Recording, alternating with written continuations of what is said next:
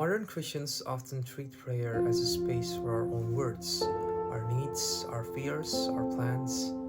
Yes, there's beauty in that. Yet many of us still wonder if we are praying too shallowly or even praying the right way.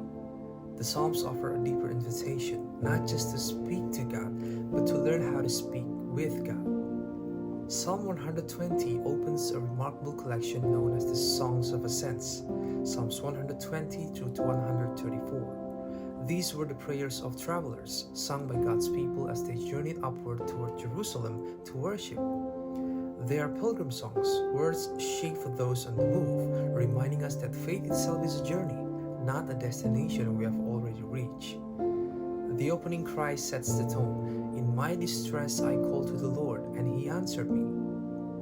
This is the prayer of someone who feels out of place in the world, surrounded by conflict and falsehood, longing for peace in a land shaped by strife.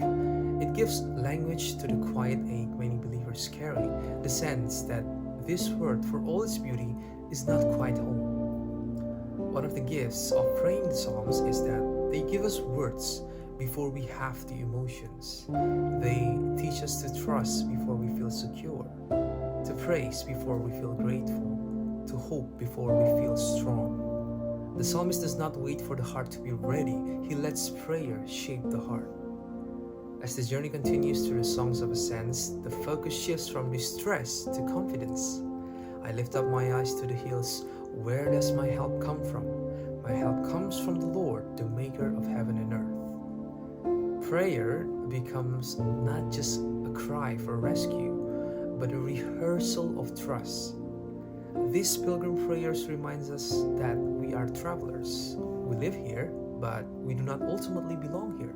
As Paul writes, we fix our eyes not on what is seen, but on what is unseen.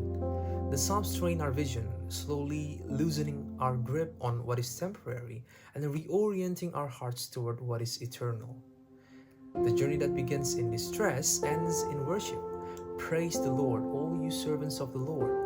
May the Lord bless you from Zion, He who is the maker of heaven and earth. To pray the traveler's psalms is to practice a life with God, from crying out on the road to standing in His presence in praise.